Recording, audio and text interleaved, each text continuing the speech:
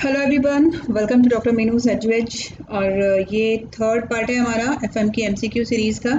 2017 के पेपर को कवर किया और 2017 का पेपर वाकई में बहुत अच्छा पेपर था, जिसमें न्यूमेरिकल पोर्शन भी काफ़ी है और काफ़ी अच्छी क्वेश्चंस हैं। तो इस पार्ट में भी हमारे न्यूमेरिकल क्वेश्चन ज़्यादा हैं। अगर चैनल को आपने सब्सक्राइब नहीं किया है तो प्लीज़ सब्सक्राइब कर लें, क्योंकि जो नई वीडियो आपको मिल जाएंगी इस पर अपडेट्स, और बेल आइकन भी दबा दीजिए। सो स्टार्ट करते हैं अपना नया video. This annual EBIT given है 10 लाख, 10% डिबेंचर्स हैं 40 लाख के, और इक्विटी कैपिटलाइजेशन रेट है हमारा 12.5%। ओवरऑल कॉस्ट ऑफ कैपिटल हमें निकालनी है, ओवरऑल कॉस्ट ऑफ कैपिटल। अब देखिए, इसमें इक्विटी का कैपिटलाइजेशन रेट गिवन है और एनुअल ईबीआईटी गिवन है, डिबेंचर्स गिवन है। तो हम क्या कर सकते हैं, इसमें इक्विटी का मार्केट वैल्यू निकाल लेंगे, इक्विटी की मार्केट वैल्यू निकाल लेंगे प्लस डिबेंचर की मार्केट वैल्यू गिवन है तो फर्म की मार्केट वैल्यू निकल जाएगी। और जब हमारे पास फर्म की मार्केट वैल्यू होगी तो हम क्या निकाल सकते हैं, ओवरऑल कॉस्ट ऑफ कैपिटल निकाल सकते हैं, dividing EBIT divided by V, यानी कि फर्म की मार्केट वैल्यू से। तो करते हैं इसको। देखो, market value of equity that is EBIT minus interest upon cost of equity capital. तो ये हो गया हमारे ईबीआईटी कितना है, हमारा 10 लाख का है ईबीआईटी। 10 लाख में से हम क्या माइनस करेंगे, डिबेंचर इंटरेस्ट 10%, 40 लाख का दैट इज 4 लाख। और के ई कितना है हमारा 12.5%, तो 12.5 इंटू 100, ये आ गया हमारा 6 लाख अपॉन 12.5 इंटू 100। इसको अगर हम सॉल्व करेंगे तो ये आएगा हमारा 48 लाख।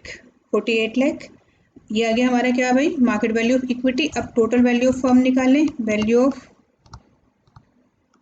फर्म, फर्म हमें पता है market value of equity plus debenture, तो that is S plus B. तो ये हो गया हमारा 48 लाख प्लस डिबेंचर कितने हमारे 40 लाख, ये आ गया 88 लाख। 88 लाख आ गई हमारी V, that is value of firm. अब वैल्यू ऑफ फर्म आ गई तो के ओ निकाल लेंगे। के ओ इज इक्वल टू, के ओ क्या होता है हमारा EBIT upon value of firm. अब ईबीआईटी कितनी है हमारी 10 लाख, इसको डिवाइड कर देंगे 88 से, 88 लाख से, तो इसको सॉल्व करेंगे तो आ जाएगा हमारा 11.36%। तो आंसर विल बी 11.36%। ठीक है, इसमें कंफ्यूज कुछ नहीं होना। इस तरह के क्वेश्चन में हमें क्या निकालना है, वैल्यू ऑफ फर्म के क्वेश्चन है ये। तो मार्केट वैल्यू ऑफ इक्विटी निकाल सकते हैं हम। मार्केट वैल्यू ऑफ इक्विटी का formula EBIT minus interest upon cost of equity है, और cost of overall cost of capital अगर निकालनी हो तो ईबीआईटी अपॉन बी। इन्हीं को फॉर्मूले को हम इधर से उधर इक्वेशन बना के भी सॉल्व कर सकते हैं बहुत सारे क्वेश्चन। नेक्स्ट है ईपीएस 6 है, number of equity share 6000, preference dividend 16000, interest on debenture, rate of tax, net operating profit. देखो बहुत सीधा सा क्वेश्चन है, हमें क्या करना है, वापस जाना है, नीचे से ऊपर जाना। अभी तक हम क्या करते थे, अभी तक हमें ये गिवन होता था ना ऑपरेटिंग प्रॉफिट, तो हम ईपीएस निकालते थे। अब देखो नीचे से ऊपर जाते हैं तो हमें क्या चाहिए, इक्विटी शेयर होल्डर के लिए क्या होगा, इक्विटी की अर्निंग्स कितनी होगी 6 इंटू 6000, दैट इज 36,000। ठीक है, उसके बाद हमने प्रेफरेंस डिविडेंड दिया है तो प्रेफरेंस डिविडेंड को क्या कर देंगे, इसमें ऐड कर देंगे, तो ये आ जाएगा हमारा 52,000। अब 52,000 में डिबेंचर का इंटरेस्ट हमें ऐड करना, लेकिन उससे पहले टैक्स है 50%, तो इतना ही हमने क्या दिया होगा, टैक्स दिया होगा। तो ये हो गया हमारा टैक्स, तो टैक्स को ऐड कर देंगे 52,000, ये आया हमारा दिस 1,04,000। अब 1,04,000 में डिबेंचर का इंटरेस्ट वापस से ऐड कर दीजिए 20,000, तो ये आ गया हमारा 1,24,000। तो answer will be 1,24,000। Next, EBIT of the companies 5 lakh, debenture 8 lakh के हैं, इक्विटी कैपिटलाइजेशन 16 है, using traditional method value of firm will be. Value of firm निकालनी है हमें। तो वैल्यू ऑफ फर्म के लिए अभी हमने क्या बताया था आपको, ईबीआईटी गिवन है और इक्विटी कैपिटलाइजेशन रेट गिवन है और डिबेंचर गिवन है, तो वैल्यू ऑफ फर्म आराम से निकल जाएगी। दोनों को ऐड कर देंगे तो वैल्यू ऑफ फर्म बी से रिप्रेजेंट करते हैं और इक्विटी की जो वैल्यू होती है उसको एस से रिप्रेजेंट करते हैं, डिबेंचर को बी से रिप्रेजेंट करते हैं। तो ये हो गया। तो वैल्यू ऑफ फर्म के लिए हमें क्या चाहिए, पहले एस चाहिए, यानी कि value of market value of equity that is S चाहिए। तो एस के लिए ईबीआईटी, अभी हमने पिछले क्वेश्चन में यही तो क्या था, EBIT minus interest upon equity capitalisation that is K E, cost of equity. K represent करता है कॉस्ट, ई रिप्रेजेंट करता है इक्विटी, और कॉस्ट को हम सी से रिप्रेजेंट भी करते हैं, लेकिन यहाँ हम इसको इन चैप्टर्स में कॉस्ट को के से ही रिप्रेजेंट करते हैं। तो ये आया हमारा ईबीआईटी 5 लाख माइनस इंटरेस्ट कितना है 8 लाख है और 10% दैट इज 80,000 और के ई है हमारा 16। तो या तो 16 कर दो या पॉइंट, या तो 0.16 कर दीजिए या यहाँ 100 से मल्टीप्लाई कर दीजिए। तो ये आया हमारा 40 यानी कि 4,20,000 इंटू 16 अपॉन 100। इसको अगर हम सॉल्व करेंगे तो ये आ जाएगा हमारा 2625,000। ये क्या आ गई हमारी वैल्यू ऑफ एस, और बी क्या है हमें गिवन है 8 लाख, तो इसमें 8 लाख और हम ऐड कर देंगे। तो दिस विल बी द 5 2 12 4 3 34,25,000। तो C will be the correct answer. Next चलते हैं, the function of financial leverage is. Financial leverage के फंक्शन क्या है, फाइनेंशियल अरेंजमेंट करना, debt redemption, analysis of effect of fix charges being sources of capital on the profit, या effect of equity share on the profit. तो analysis of effect of fixed charge, देखो leverage क्या होता है हमारा, leverage में हम यूज़ करते हैं फाइनेंशियल लिवरेज में जहां हम डेट यूज़ करते हैं, ठीक है। तो डेट जब हम यूज़ करते हैं और जब ज़्यादा डेट यूज़ करते हैं तो हाईली लिवरेज हो जाती है, कम डेट यूज़ करते हैं तो कम लिवर्ड होती है। तो फाइनेंशियल लिवरेज में हम क्या करते हैं, analysis of fixed charges bearing sources of fund. So answer is C. Leverage means, leverage का मतलब क्या होता है, gearbox of the car, capital structure, profit and loss, effectiveness. Actually यहाँ जहाँ हम पढ़ रहे हैं वहाँ हम लिवरेज का मतलब होता है इफेक्टिवनेस, मीन्स कितना हम जो डेट को यूज़ करके कितना इफेक्टिव हमारा कैपिटल स्ट्रक्चर हो रहा है। क्लियर। 71 सेल्स 2 लाख गिवन है, variable cost 140, fix cost 40, operating leverage. Operating leverage क्या फॉर्मूला है भाई ऑपरेटिंग लिवरेज का, तो ऑपरेटिंग लिवरेज का फॉर्मूला है हमारा C upon E B I T, यानी कि contribution upon earning before interest and tax. तो सेल्स कितनी है हमारी 2 लाख, माइनस करेंगे वेरिएबल कॉस्ट, वेरिएबल कॉस्ट कितनी है 1,40,000, तो ये आया हमारा 60,000। 60,000 क्या आया हमारा कंट्रीब्यूशन। अब कंट्रीब्यूशन में से फिक्स कॉस्ट माइनस करेंगे, फिक्स कॉस्ट कितनी है 40,000, 40,000 को माइनस करेंगे तो आया हमारा 20,000, और 20,000 क्या हो गया हमारा E B I T, formula लगा देते हैं। तो 20,000 सॉरी कंट्रीब्यूशन कितना है 60,000, तो 60,000 contribution upon 20,000 E B I T करेंगे तो आंसर आएगा 3। तो आंसर है हमारा बी। क्लियर। नेक्स्ट चलते हैं, variable cost percentage of sales is 66%, interest 200, operating leverage 5, financial leverage 3 और अमाउंट ऑफ सेल्स हमें निकालना है। इसमें थोड़ा सा लेंथी क्वेश्चन है बट बहुत आसान है। देखो फाइनेंशियल लिवरेज भी गिवन है हमें, तो पहले हम क्या करेंगे, फाइनेंशियल लिवरेज का फॉर्मूला लगा लेंगे एक बार। तो financial leverage is equal to क्या है हमारा E B I T upon E B T, और ये गिवन है 3/1, 3 गिवन है फाइनेंशियल लिवरेज। इसको अगर हम क्रॉस मल्टीप्लिकेशन करें तो क्या आएगा हमारा E B I T is equal to 3 E B T. Clear. अच्छा, अब ई बी आई टी में से अगर इंटरेस्ट माइनस कर दें तो क्या बन जाता है, वो ई बी टी बन जाता है। तो ये हमारी फर्स्ट इक्वेशन हो गई। ई बी आई टी की जगह हम क्या लिख सकते हैं, ई बी आई टी में से इंटरेस्ट माइनस कर दें तो E B I T minus interest is equal to 3 E B T. ठीक है। अब इंटरेस्ट गिवन है कितना हमें 200, तो E B I T minus 200 is equal to 3EBT। ये हमारी इक्वेशन सेकंड मान लेते हैं इसको। ठीक है, अब इक्वेशन सेकंड और थर्ड को यूज़ करके हम देखो, ये हमारा EBIT है, तो EBIT हमने पहले क्या निकाला, EBIT इक्वल टू 3EBT के बराबर है। तो EBIT की जगह क्या लिख लेंगे, 3EBT लिख लेंगे। तो 3EBT minus 200 is equal to EBT। ठीक है, हमने क्या करा है, हमने कौन सी इक्वेशन ली है, अपनी फर्स्ट इक्वेशन ली है। This is 3EBT minus 200 is equal to EBT। क्योंकि देखो EBIT जो था हमारा वो क्या हो गया, हमारा EBT हो गया ना, तो इसको हमने क्या करा, फर्स्ट इक्वेशन को यूज कर लिया यहाँ। ठीक है, तो ये क्या था, सॉरी ये 3 नहीं होगा यहाँ, यहाँ होगा खाली EBT। EBIT माइनस इंटरेस्ट है तो ये क्या हो जाएगा, EBT। तो EBIT माइनस 200 EBT। अब ये 3EBT माइनस 200 ये हो गया हमारा EBT। अब इसको सॉल्व कर लेते हैं हम।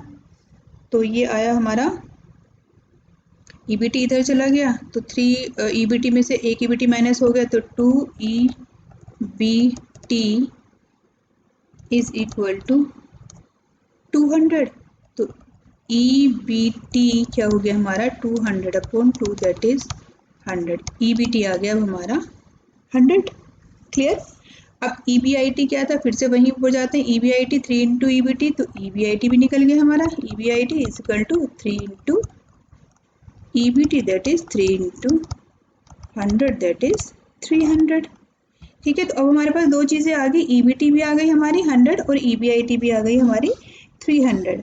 अब जरा दूसरा देखते हैं हमारा, जिसमें हमारा EBIT और EBT दोनों यूज होते हों।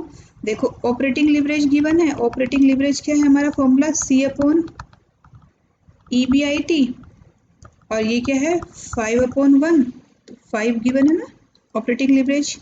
अब ये हो गया C is equal to, cross multiplication कर देंगे, EBIT इंटू 5, तो कंट्रीब्यूशन क्या हो गया, EBIT गिवन है 300 निकाला हमने, 5 दैट इज 1500। तो अभी हमारा कंट्रीब्यूशन आ गया।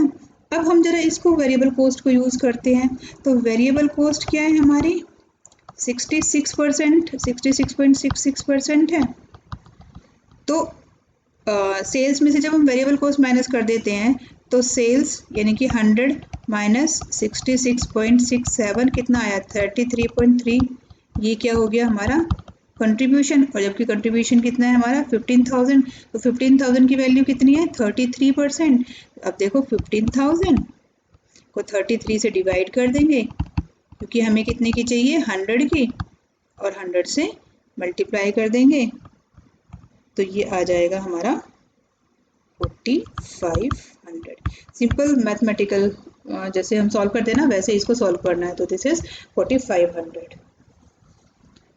थोड़ा सा रुक के इसको देख लीजिएगा, फिर से रिवाइंड करके एक बार कर लीजिएगा, बहुत सिंपल है, बिल्कुल आसानी से हो जाएगा।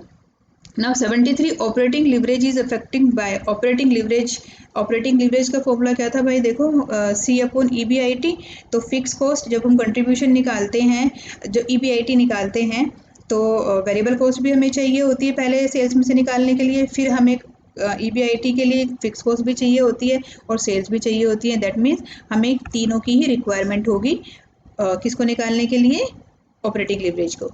Now question number 74, the sales of the firm 75 lakh है, वेरिएबल कॉस्ट 42 लाख है और फिक्स कॉस्ट 6 लाख है। तो ऑपरेटिंग लिवरेज क्या होगा, सिंपल क्या निकाल लेंगे, कंट्रीब्यूशन निकाल लेंगे। कैसे निकालेंगे कंट्रीब्यूशन, देखो सेल्स हो गए 75, तो 75 में से माइनस क्या करेंगे वेरिएबल कॉस्ट दैट इज 42, कितना बचा 33। अब 33 में से फिक्स कॉस्ट माइनस कर देंगे 6, कितना बचा 27। तो ये 27 क्या आ गया हमारा EBIT, कर दीजिए जरा, C अपॉन ये C है ये EBIT है, तो C upon EBIT that is 33/27। इसको सॉल्व करेंगे जब हम 33/27 को, ये आएगा हमारा 1.22। आंसर है हमारा 1.22। क्लियर, बहुत सिंपल है ये। 75 सेल्स गिवन है, वेरिएबल कॉस्ट गिवन है, फिक्स कॉस्ट गिवन है, इंटरेस्ट ऑन डेट गिवन है, कंबाइंड लीवरेज निकालना है भाई। तो कंबाइंड लीवरेज का क्या फॉर्मूला होता है हमारा? कंबाइंड लीवरेज का फॉर्मूला है हमारा फिक्स फाइनेंशियल लीवरेज को मल्टीप्लाई कर देंगे हम ऑपरेटिंग लीवरेज से, और इसको करेंगे तो आएगा हमारा सी अपॉन ईबीटी। तो कंबाइंड लीवरेज क्या है हमारा? Combined leverage equal to C upon EBT. इसको हम दोनों को अलग अलग निकाल के भी कर सकते हैं और फॉर्मूले को हम वो भी कर सकते हैं, ठीक है। जैसे फाइनेंशियल लीवरेज का फॉर्मूला क्या है देखो, ईबीआईटी अपॉन ईबीटी, ठीक है, इनटू ऑपरेटिंग लीवरेज का फॉर्मूला क्या है? सी अपॉन ईबीआईटी। ये कैंसिल हो गया तो क्या बचा हमारा? C upon EBT. तो ये क्या है? Combined leverage. और कंबाइंड लीवरेज का एक और फॉर्मूला क्या था हमारा? Financial leverage into operating leverage. तो क्या आ गया आंसर? सी अपॉन एक कॉमन कट गया हमारे यहाँ से। अब देखो यहाँ से सेल्स कितनी है भाई? 2 लाख की सेल्स है, और वेरिएबल कॉस्ट माइनस कर दो जरा, कितना बचा? 60,000। ये बचा हमारे कंट्रीब्यूशन। फिक्स कॉस्ट माइनस कर दो 40,000। ये बचा हमारा ईबीटी, कितना? 20,000। अब हमने इंटरेस्ट भी माइनस कर दिया, सॉरी ये बचा ईबीआईटी, इंटरेस्ट माइनस कर दिया 10,000। तो क्या बचा हमारा? ईबीटी। फॉर्मूले में क्या है? Contribution, that is 60,000। तो 60,000 डिवाइडेड बाय ईबीटी कितना बचा हमारा? 10,000। तो 10,000, आंसर क्या आया हमारा? 6। तो इसका आंसर है 6। नेक्स्ट चलते हैं operating leverage to financial leverage 1.5। If sales increase by 5%, if sales increase by 5%, earning before tax will rise by, earning before tax यानी कि EBIT EBT, earning before tax EBT। तो EBT हमारा कितना हो जाएगा? चलिए कंबाइंड लिवरेज निकाल लेते हैं एक बार जरा। कंबाइंड लिवरेज क्या होगा हमारा? CL, दोनों को मल्टीप्लाई कर देंगे, 2 इंटू 1.5 कितना आया? 3 आया कंबाइंड लिवरेज। अब जरा कंबाइंड लिवरेज का फॉर्मूला लगा दें। कंबाइंड लिवरेज का फॉर्मूला क्या है? Degree of combined leverage. Degree of combined leverage का फॉर्मूला है हमारा percentage change in EBT upon percentage change in sales, ठीक है। अब सेल्स कितने से इंक्रीज हो रही है हमारी? डिग्री ऑफ ऑपरेटिंग लिवरेज 3 है, और ये ऊपर वाला परसेंटेज चेंज इन EBT ऐसे ही छोड़ देंगे, और ये है 5%, तो इसको मल्टीप्लाई हो जाएगा, that is 15% is equal to percentage change in EBT। Answer हुआ हमारा A. Clear? Next, leverage may be defined as the percentage return on equity to percentage return on capitalization। ये हमारी डेफिनेशन है। डेफिनेशन किसने दी है? ये जेई वॉल्टर ने दी है। की वर्ड से डेफिनेशन को याद कर लेना, जेई वॉल्टर ने दी है ये definition. If the firm employees a greater amount of fix cost and small amount of variable cost. देखो फिक्स कॉस्ट कितनी है हमारी? ज़्यादा है, और वेरिएबल कॉस्ट क्या है हमारी? कम है। The firm is said to be have a operating leverage. कितना हमारा जो ऑपरेटिंग लीवरेज है वो क्या होगा हमारा? हाई होगा, ठीक है। अगर फिक्स कॉस्ट ज़्यादा है और वेरिएबल कॉस्ट कम है तो ऑपरेटिंग लीवरेज हाई होगा, और अगर इसका उल्टा है तो ऑपरेटिंग लीवरेज कम होगा। एक्चुअली ऑपरेटिंग लीवरेज हाईएस्ट होता है किसके पास? ये भी हम देख लेते हैं। Highest, OL is highest eight BEP।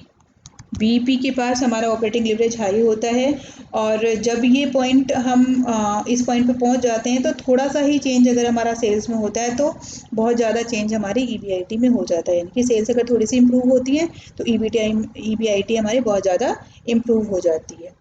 Clear? अब next question, which leverage can be calculated with the help of percentage change in the operating profit and percentage change in the sale। कौन सा लिवरेज है भाई? कौन सा formula? देखो percentage change in EBIT, तो percentage change in EBIT upon percentage change in sales. ये किसका है फॉर्मूला? ये है हमारा डिग्री ऑफ ऑपरेटिंग लीवरेज का, डिग्री ऑफ ऑपरेटिंग लिवरेज का, तो degree of operating leverage that is B, answer is B. Next चलते हैं, which leverage can be calculated with the help of percentage change in taxable profit and percentage change in operating profit. तो percentage change in taxable profit that is EBT upon EBIT, that is percentage change in EBT upon percentage change in EBIT। ये कौन सा formula है हमारा, degree of financial leverage का formula है ये, तो answer C is correct. Next पे चलते हैं, the degree of financial leverage will be maximum at nearby. Financial leverage और ऑपरेटिंग लिवरेज दोनों ही हमारे किस जगह पे हाई होंगे, at the point of break even point. Break even point पे ज़्यादा होंगे और उससे थोड़ा सा अगर आगे सेल्स बढ़ती हैं तो हमारा जो लिवरेज है उसमें जो हमारी EBIT है उसमें बहुत ज़्यादा चेंज होगा। Now question number 82, financial leverage is calculated with the help of financial leverage. क्या है फॉर्मूला फाइनेंशियल लिवरेज का? फाइनेंशियल लिवरेज है हमारा EBIT अपॉन EBT। तो EBIT अपॉन EBT ये है हमारा फाइनेंशियल लिवरेज का फॉर्मूला। तो ऑपरेटिंग प्रॉफिट क्या हुआ हमारा, EBIT, और प्रॉफिट बिफोर टैक्स EBT। तो answer option B is correct. Next, which leverage explain the relationship between earning before interest and tax and earning before tax? EBIT और EBT का relationship कौन सा show करता है? अभी हमने बताया फाइनेंशियल लिवरेज, क्या है फाइनेंशियल लिवरेज में, EBIT, रिलेशनशिप किसकी है, EBIT earning before interest and tax, और नीचे क्या आता है EBT। तो EBIT अपॉन EBT, क्लियर, ये भी हो गया हमारा financial leverage. Now question number 84, which leverage explain the relationship between contribution and earning before interest and tax? C upon EBIT किसका फॉर्मूला है भाई, C upon EBIT किसका है, ऑपरेटिंग लिवरेज का। तो ये क्या है, ऑपरेटिंग लिवरेज हो गया 84। नेक्स्ट चलते हैं 85, financial leverage find particular application in. Financial leverage की एप्लीकेशन कहाँ कहाँ होती है? तो फाइनेंशियल लिवरेज का मतलब क्या होता है, देखो फाइनेंशियल लिवरेज का मतलब होता है यूज ऑफ डेट कैपिटल। जो हम डेट यूज करते हैं वो कितना ज़्यादा, जितना ज़्यादा हम डेट यूज कर रहे हैं उतनी ही हमारे फाइनेंशियल लिवरेज हाई होगा। तो ऑब्वियसली कैपिटल स्ट्रक्चर में ये आता है, EPS मैक्सिमाइजेशन में भी होता है, फाइनेंशियल रिस्क को मेजर करने में भी होता है। तो आंसर होगा हमारा D, all of the above.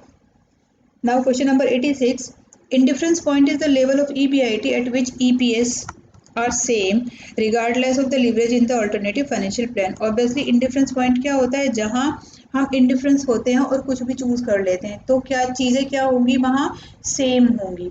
So the answer is same. Next 87, if composite leverage is 4 then by what percentage will taxable income increase if sale increase by 6? Composite leverage, अभी हमने इस तरह का क्वेश्चन किया था combined leverage. तो combined leverage का हमारा फॉर्मूला क्या था, डिग्री ऑफ कंबाइंड लिवरेज कहेंगे इसको, जहाँ परसेंटेज चेंज आएगी वहाँ हम इसको डिग्री ऑफ कंबाइंड लिवरेज कहेंगे। तो degree of combined leverage is equal to, formula क्या है हमारा इसका, percentage change in EBT upon percentage change in sales.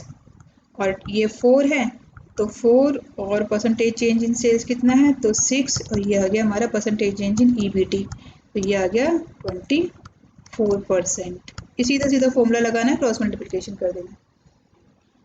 Next, which of the following is an expression of operating leverage. Operating leverage क्या था भाई, contribution upon EBIT पहला ही है। अब देखो यहाँ से आपको ये सारे फॉर्मूले याद हो जाने चाहिए, कुछ नहीं करेंगे तो आप खाली ईयरफोन लगा के इसको सुनेंगे भी ना तो भी आपको ये फॉर्मूले याद हो जाएंगे, और जैसे ही क्वेश्चन आएगा वैसे ही आप आराम से इनको कर पाएंगे। क्लियर। तो 89 में हम देखते हैं, if financial leverage is 2.14 by what percentage taxable income will increase if EBIT increase. अब यहाँ दो चीज़ है, टैक्सेबल इनकम यानी कि EBT और EBIT।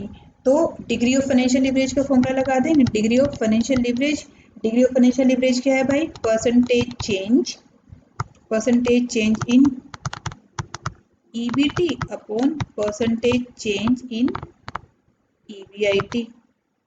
क्लियर। अब ये क्या है हमारा डिग्री ऑफ फाइनेंशियल लीवरेज, तो 1.4 into percentage change in EBIT, हमें गिवन है 6, तो 6 से मल्टीप्लाई कर देंगे और ये आ जाएगा हमारा percentage change in EBT।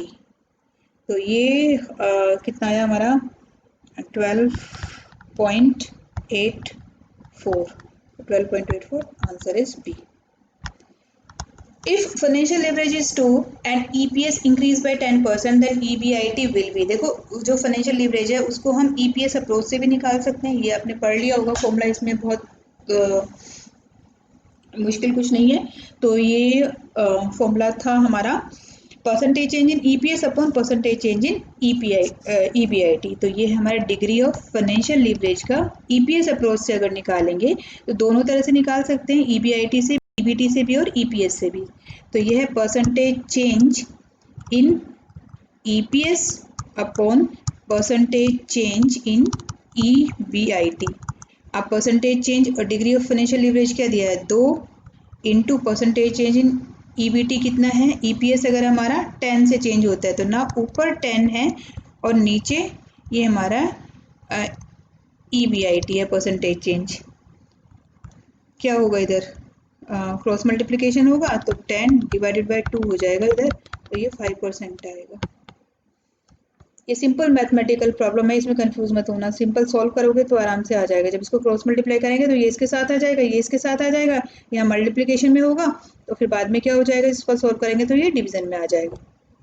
Next 91, if operating leverage is 2, the sales increase by 20%, then the increase in income before interest and tax will be। Operating leverage की बात कर रहे हैं, तो ऑपरेटिंग लिवरेज में जब चेंज इन इस तरह की इंक्रीज की बात होती है तो हम क्या यूज करते हैं, डिग्री ऑफ ऑपरेटिंग लिवरेज, यानी कि कोई से भी लिवरेज की डिग्री को यूज करते हैं। तो डिग्री ऑफ ऑपरेटिंग लिवरेज क्या हुआ हमारा, percentage change in EBIT upon percentage change in sales. अब डिग्री ऑफ ऑपरेटिंग लिवरेज कितना है भाई, 91 को कर रहे हैं ना, 2 परसेंटेज चेंज इन EBIT निकालना है और ये क्या है percentage change in sales given है हमें। तो सेल्स इंक्रीज हो रही है, नीचे वाला इंक्रीज हो रहा है हमारा 20% से, और ये है हमारा percentage change in EBT, that means ये मल्टीप्लाई हो जाएगा इधर, तो ये हो गया 40%। आंसर होना चाहिए इसका 40%। Next, if operating leverage is 3.5, by what percentage will EBIT increase if sales increase by 10%? फिर हमें वही फॉर्मूला लगाना है, ऑपरेटिंग लिवरेज 35 है और यहाँ कितना हो रही है हमारी सेल्स इंक्रीज, तो ये क्या आ जाएगा, ऑपरेटिंग लिवरेज 2 की जगह 3.5 और 20 की जगह क्या आ जाएगा 10 आ जाएगा, तो आंसर होगा हमारा 35। तो सिंपल क्वेश्चन है, ठीक है। Next, XYZ Limited manufactures sold 20,000 unit with a variable cost of 20 per unit and 30 as a selling price. The fixed overhead increase during the period was 1 lakh. Operating leverage of the firm, operating leverage निकालना है तो operating leverage के लिए सबसे पहले हमें क्या चाहिए भाई, सेल्स चाहिए। तो सेल्स कितनी है 20,000, सेलिंग प्राइस है 30, तो 20,000 इंटू 30 दैट इज 6 लाख हो गया। नाउ 6 लाख में से माइनस करेंगे वेरिएबल कॉस्ट, वेरिएबल कॉस्ट कितनी है 20,000 into 20, 2 to 4 that is 4 lakh, और ये बचा हमारा 2 लाख का कंट्रीब्यूशन। अब कंट्रीब्यूशन में से लेस कर दीजिए फिक्स कॉस्ट, फिक्स कॉस्ट कितनी है हमारी 1 लाख, 1 लाख की फिक्स कॉस्ट माइनस कर दी 1 लाख, ये आ गया हमारा EBIT, ठीक है। तो operating leverage of firm, operating leverage निकाल दें, कैसे निकालेंगे, ऑपरेटिंग लिवरेज का फॉर्मूला है C अपॉन EBIT। कंट्रीब्यूशन कितना था, कंट्रीब्यूशन है 2 लाख और EBIT है 1 लाख, करेंगे तो आएगा 2.0 दैट इज C, आंसर हो गया हमारा C। क्लियर। नेक्स्ट चलते हैं, Neha limited having sales of 1 lakh, its variable cost 30%, fix cost 4 lakh. बहुत सिंपल, पिछले क्वेश्चन की तरह सिंपल क्वेश्चन है। देखो सेल्स 1000 लाख, अभी हम इसको ऐसे लिख देते हैं, वेरिएबल कॉस्ट 30% सेल्स का, तो 30% सेल का कितना होगा 1000 का 30% 300, ये होगी वेरिएबल कॉस्ट। क्या आ गया हमारा कंट्रीब्यूशन आ गया 700 अब कंट्रीब्यूशन में से फिक्स कॉस्ट कितनी है 400, तो ये फिक्स कॉस्ट माइनस कर दी, क्या बचा हमारे पास EBIT बचा 300। ठीक है, अब EBT में से इंटरेस्ट माइनस कर दिया हमने, ठीक है, तो क्या बचा हमारा EBT in earning before tax कितना 200। अब जरा निकाल लो क्या पूछा है, total leverage of the company. Total leverage का मतलब क्या हुआ, कंबाइंड लीवरेज। तो कंबाइंड लीवरेज क्या होगा हमारा भाई, कंबाइंड लीवरेज का फॉर्मूला था हमारा सी, ये होगा हमारा contribution upon EBT. Contribution upon EBT, contribution कितना है 700 और ईबीटी कितना है 200। तो इसको जब हम करेंगे तो 7 को 2 से तो क्या आ जाएगा हमारा डी आ जाएगा 3.5। क्लियर, 3.5 आंसर आएगा हमारा 3.5। जब इसको करेंगे 2 3 जा 6 और 1 5, 3.5 आंसर आया हमारा 3.5। नेक्स्ट मूव करते हैं, if operating leverage is 2, sales increase by 50%, percentage of EBIT will be, क्या होगा बहुत सिंपल, क्या निकालेंगे डिग्री ऑफ ऑपरेटिंग लिवरेज, तो percentage change in EBIT upon percentage change in sales. Degree of operating leverage 2 हुआ और ये नीचे आया तो मल्टीप्लाई हो गया 50, that is 100, answer is 100%। Next earning per share 10 है, मार्केट कैपिटलाइजेशन 10 है, पे आउट रेशो 15 है और यूजिंग वोल्टर फॉर्मूला। वोल्टर का फॉर्मूला क्या था भाई, वोल्टर फॉर्मूला है price is equal to DPS plus rate of return upon cost of capital, और ये EPS minus DPS upon C cost of capital. अब यहाँ देखो हमारा है क्या, पे आउट रेशो 50% है, EPS 10% है, तो डिविडेंड कितना हो गया 10 का 5, और रेट ऑफ रिटर्न कितना है 15, मार्केट कैपिटलाइजेशन रेट कितना है 10, EPS गिवन है 10 और DPS हमने निकाला 5 और C कितना है हमारा 0.10। क्लियर, अब इसको सॉल्व करेंगे हम, ये 5 आया और ये 1 प्लस 1.5 इंटू 5 अपॉन 10, देन ये आ गया 5.55 जा और 5 1 जा 5, तो ये आ गया हमारा 7.5 प्लस 5 अपॉन 0.0, तो ये 12.5 अपॉन 10, 125, आंसर क्या है हमारा 125। तो वोल्टर फॉर्मूले से मार्केट वैल्यू ऑफ शेयर कितनी आएगी हमारी 125। याद हो जाएगा, फॉर्मूले में कुछ भी नहीं है, प्रैक्टिस करते रहोगे तो याद हो जाएगा और कल तक तो प्रैक्टिस हो ही जाएगी आपकी। नेक्स्ट चलते हैं, कॉस्ट ऑफ कैपिटल 10% है, अर्निंग पर शेयर 10% है, इंटरनल रेट ऑफ रिटर्न 10% है, रिटेंशन रेशो 10% है, और गॉर्डन फॉर्मूला, इसमें हमें गॉर्डन का फॉर्मूला यूज़ करना है। तो गॉर्डन का फॉर्मूला क्या है, P is equal to EPS 1 minus B, that is retention ratio, और K यानी कि cost of capital minus B into R। तो EPS कितनी है, EPS गिवन है 10, 1 में से B रिटेंशन रेशो है 30, माइनस करेंगे 30, और K कॉस्ट ऑफ क्या है हमारी कॉस्ट ऑफ कैपिटल 0.10, और इसके बाद ये क्या था B है हमारी माइनस 0.3 इंटू R क्या है 0.10 रेट ऑफ रिटर्न। इसको सॉल्व कर लेंगे तो 10 इंटू 0.7 अपॉन 1 में से 0.3 गए तो 0.7 बचा, तो और यहाँ से हमने किया इसको तो 0.10 माइनस 30 को 0.0 से मल्टीप्लाई करेंगे तो ये आएगा 0.03। अब ये 10 से करा तो ऊपर आया 7 और इसमें से इसको हमने माइनस करा 10 में से 3 को तो ये आया 0.07। अब इसको हम जब करेंगे डिवाइड, तो ये आ जाएगा हमारा 100, तो आंसर इज 100। क्लियर। नेक्स्ट पे चलते हैं। अर्निंग पर शेयर 4 है, rate of return desire by the shareholder 15% और पे आउट रेशो है हमारी 40%। As per Walter price, price क्या होगा वोल्टर के अकॉर्डिंग। चलिए वोल्टर का फॉर्मूला अभी हमने यूज़ करा था, तो वोल्टर का फॉर्मूला यूज़ कर लेते हैं। P is equal to DPS plus rate of return upon cost of capital और EPS माइनस DPS और करते हैं इसको C से डिवाइड। तो अब देखो प्राइस निकालने के लिए हमें क्या चाहिए, अर्निंग पर शेयर 4 है और डिविडेंड पे आउट रेशो क्या है 40 है, तो 4 का 40% कितना होगा, 4 का 40%, 4 चौक 16 1.6, तो ये हो गया 1.6 प्लस R कितना है हमारा 10 है और C कितना है rate of return desire by shareholder, इसको हम कॉस्ट ऑफ कैपिटल या कैपिटलाइजेशन रेट भी बोलते हैं, तो ये है हमारा 0.15 और EPS 4 और यहाँ DPS हमने माइनस कर दिया 1.6 और डिवाइड कर दिया इसको 1.15 से। ठीक है, अब इसको हम सॉल्व कर लेंगे।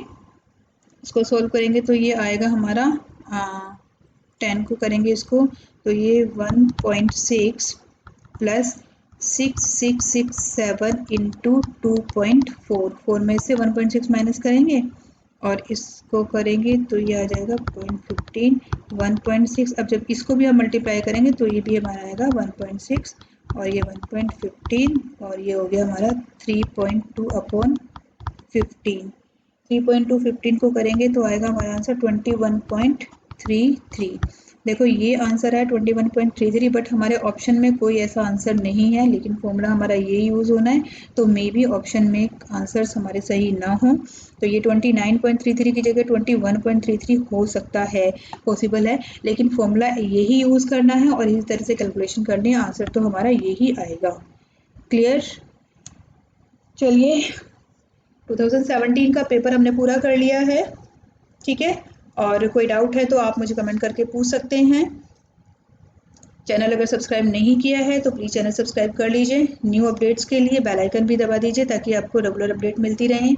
हो सकता है मार्केटिंग के पेपर भी आने वाले टाइम में मैं इस पर अपलोड करूँ। So all the best, thank you, have a nice day.